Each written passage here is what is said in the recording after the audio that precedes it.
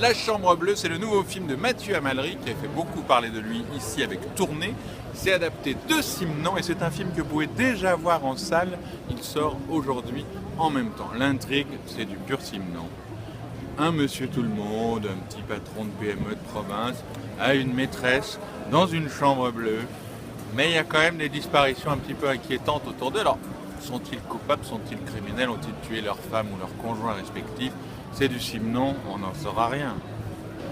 Les trois adjectifs, indécis, car on ne saura jamais rien, irrésolu, parce que les personnages le sont tout le temps, et inabouti, parce que le film n'est pas complètement non plus abouti. Bon, ça reste une très belle adaptation de Simenon en format 4:3, ce qu'on voit assez rarement, ce qui resserre la solitude des personnages.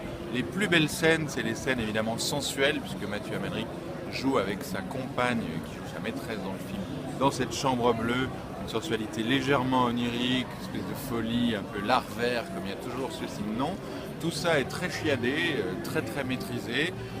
Très froid aussi, c'est un petit peu c'est à la fois le défaut et la qualité du film, c'est-à-dire d'être constamment froid, constamment mystérieux, parce que vous ne saurez absolument pas ce qui s'est passé à la fin du film, donc c'est sonder un petit peu le mystère de l'amour, froid comme la mort. Tout ça n'est pas désagréable, mais tout ça reste quand même un tout petit peu vain à l'arrivée.